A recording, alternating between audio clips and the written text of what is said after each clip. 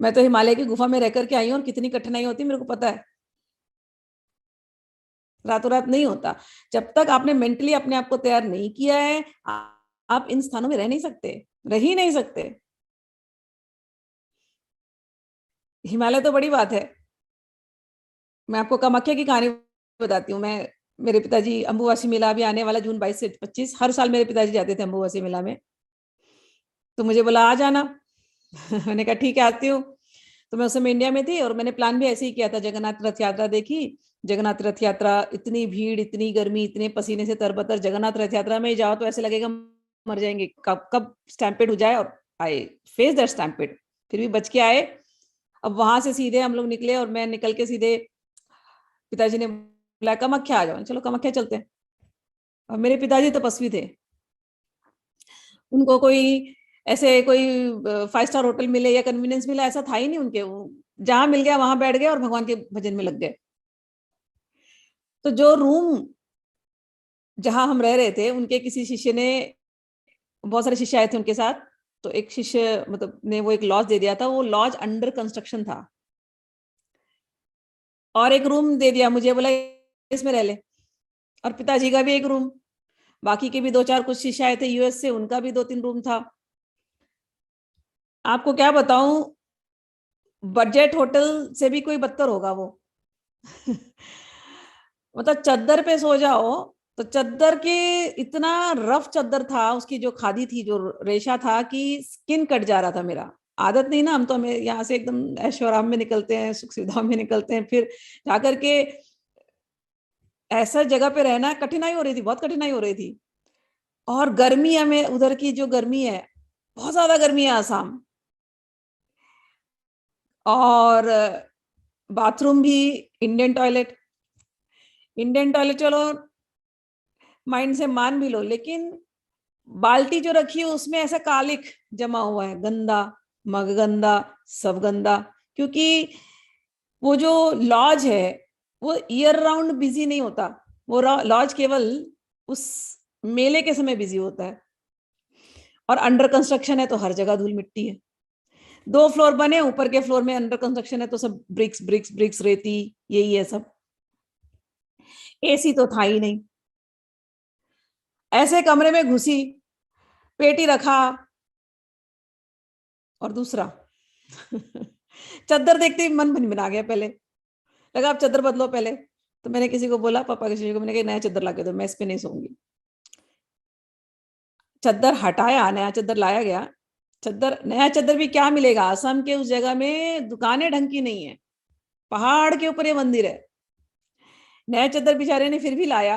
तो देख करके मन तो थोड़ा मेरा ये हुआ, फिर भी मैंने कहा चलो जो भी है सो भी, अब यही मिला तो यही सही ना, अभी किसी को, शिष्य को क्या गुस्सा करूं मैं, चुप। मैंने कहा ठीक है बिछा दो।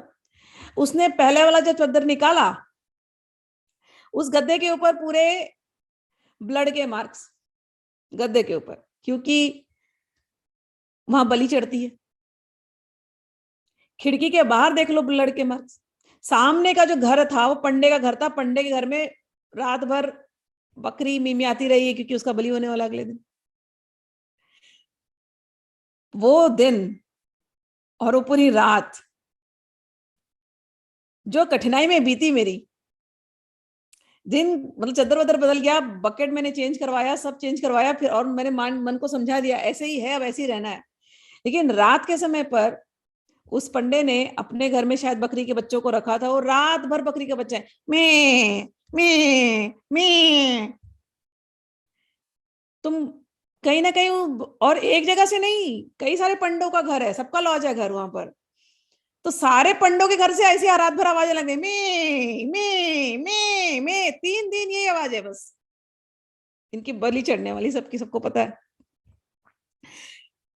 मैं वहां सो रही हूं तो मन की जो स्थिति, ना दिन में चैन आ रहा है, एक तो गर्मी ने परेशान कर रखा है, यहाँ से इतने तकलीफ में जेटलैग में गए हैं वो, और सोने मिला नहीं है कहीं ढंग से, कहीं रूम नहीं मिल रहा कहीं ढंग से, और रात भर ये आवाज। सुबह उठते ही ऐसा मन भी बनाया, मैं पिताजी के पास गई, मैंने कहा पापा कहीं अच्छा कोई एक ढंग का होटल दे दो, ये नहीं अच्छा लग रहा है यहाँ पर। मेरे पिताजी बोले जाओ ढूंढ लो, कोई प्रॉब्लम नहीं है, यहाँ बहुत सारे लोग हैं, जहां तुमको मिले रूम ले लो, कोई तकलीफ नहीं, जाओ ढूंढो। अब मैं कहाँ जाके ढूंढूं? जहां भी जाकर के देखती हूँ लिखा होता था लॉज है, होटल, लॉज, होटल, लॉज, लेकिन सब एक जैसे ही दिखाई दे रहे हैं मुझे। अंत में दोपहर को आई, मैं थक गई, मेरा मुंह लटका हुआ, खाना दिया, मैंने खाया। और सेम दशा मेरी, जब मैं पहली बार, मेरे पिताजी ने मुझे इधर बुलाया था, कलकत्ता में, दक्षिणा दक्षिणेश्वर काली के पास, वहां पर पापा का शिविर लगा था, तारा शिविर। और हम लोग अमेरिका से गए थे, मेरी छोटी बच्ची थी, मेरे हस्बैंड थे, हम लोग गए थे। और वहां पर भी उन्होंने हमको ऐसे ही कहीं तो रहना पड़ा था, क्योंकि कोई जगह नहीं मिल रही थी। मतलब ये हालत थी। तो पिताजी के पास गए, तो पिताजी ने कहा, मैं गई, मैंने कहा पापा कहीं तो इंतजाम हो जाए, अच्छा थोड़ा सा आराम मिल जाए तो अच्छा लगेगा। पिताजी ने बोला जाओ ढूंढ लो, तुमको जहां कुछ मिलता हो कर लो। और मुझे कहीं कुछ नहीं मिला। दोपहर को मैं आई थक हार के, और मंदिर भी बंद था, तो वहां पर एक कुंड है, वहां पर बैठ के हमने, सौभाग्य कुंड है, वहां पर बैठ के साधना की, आ गए रिटर्न। पिताजी ने बोला मिला कुछ? मैंने कहा नहीं, कुछ नहीं मिला। तो बाद में मेरे पिताजी सिखाए कि तुम यहाँ क्या ढूंढने आई हो? तुम आराम ढूंढने आई हो कि माँ को ढूंढने आई हो? सुबह से तुमने कितना घंटा होटल ढूंढने में निकाल दिया, जबकि इतना मुहूर्त स्ट्रांग है। तुम सब कुछ छोड़ के यहाँ पर माँ को याद करने आई हो, साधना करने आई हो। तुमने वो छोड़ करके क्या किया है अपने साथ, जरा सोचना केवल। गीता पढ़ते हैं, पढ़ती हो, और प्रतीक्षा प्रैक्टिस नहीं करोगी तो कैसे पाओगी? शरीर के सुख इतना इंपॉर्टेंट है तुमको। बड़े प्यार से समझा रहे थे मुझे मेरे पिताजी, बहुत ही लविंग पर्सन। उनकी बातें इतनी प्यार से होती थी कि बता नहीं सकते, लेकिन बात प्यार से बातें हैं, लेकिन जो मैसेज देना था स्ट्रिक्टली वो दे देते थे। बोले शरीर से ऊपर उठो, जब तक शरीर से ऊपर नहीं उठोगे कैसे ईश्वर की प्राप्ति होगी? शरीर का ही सुख। मेरी बात समझ में आ गई। अगले दिन मैंने क्या किया, मैंने ये एक्सेप्टेंस करना पड़ा मुझे कि यही सिचुएशन है, यही रहना है मेरे को, यही हालत है, ऐसे ही जीना है, कोई बात नहीं है।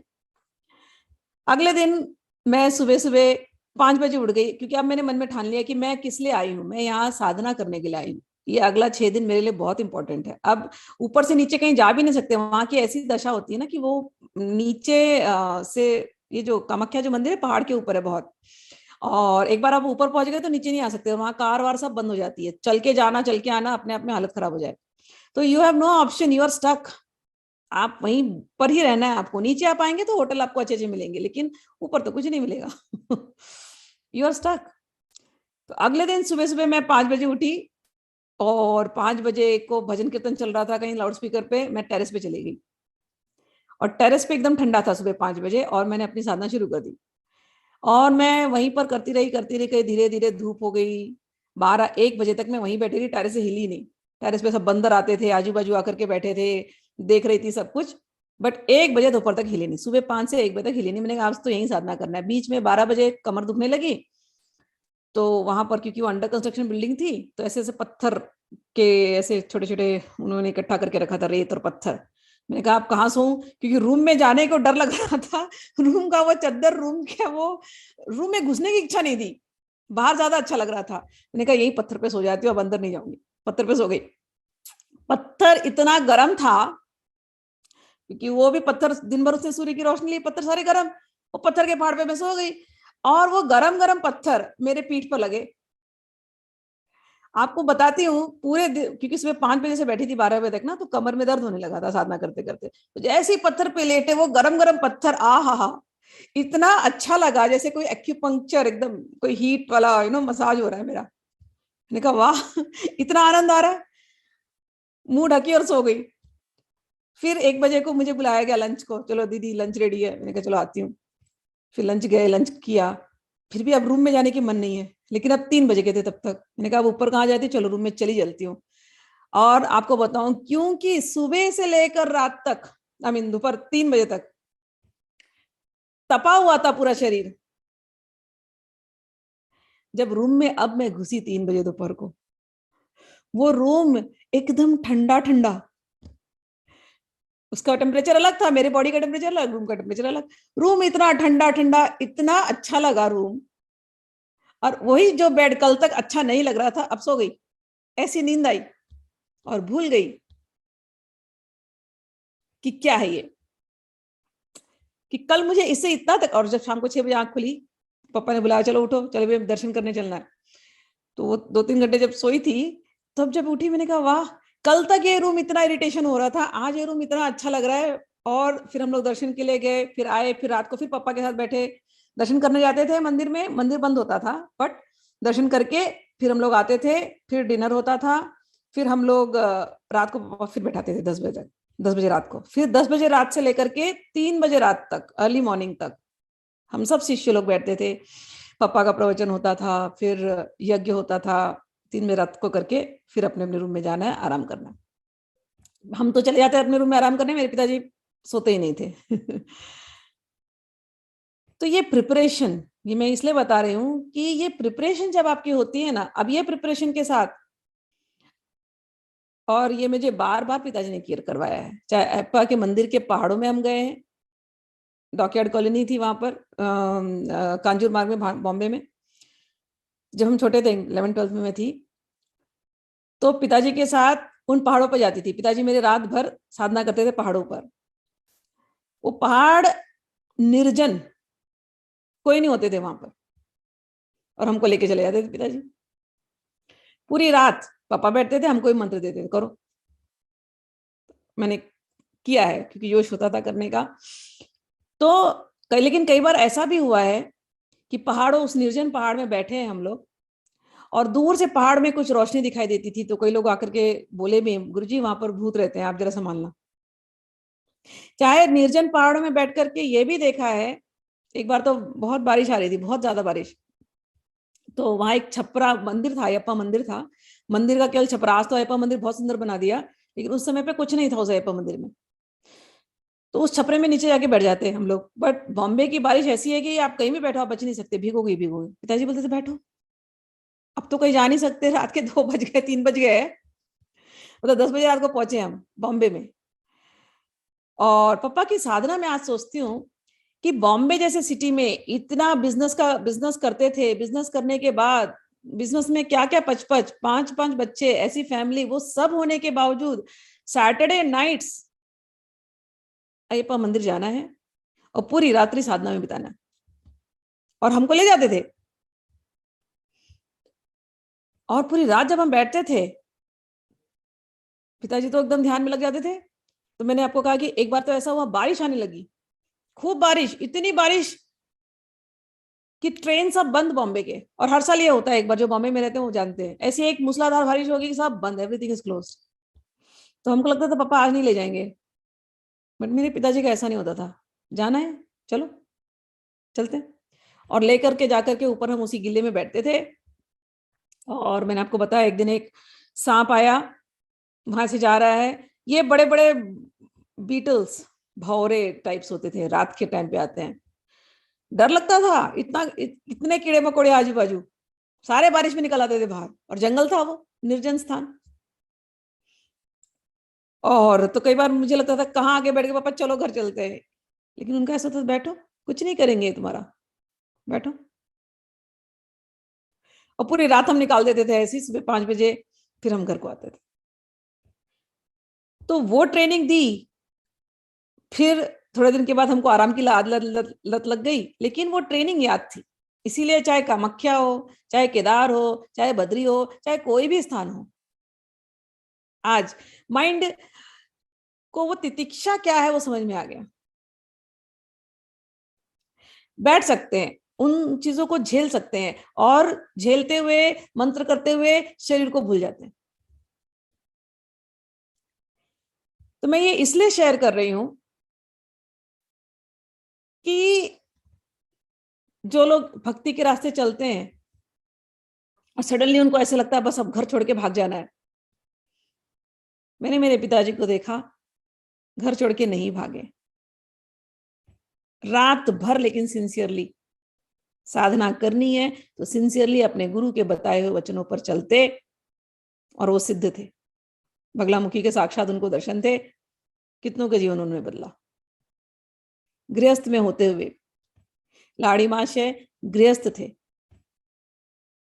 उनसे बड़ा सिद्ध आज कोई नहीं है, जिनके शिष्य परंपरा में योगानंद जी आते हैं। तो ये सब गृहस्थों को, कपिल उपाख्यान हम सुन रहे, कपिल उपाख्यान में कपिल भगवान ने गृहस्थ धर्म निभाया और उसके बाद फिर वो संन्यास आश्रम में गए। लेकिन संन्यास आश्रम में इजीली जाने के लिए उनकी भूमिका आपने देखी है कैसी है, हाउ वाज हिज प्रिपरेशन।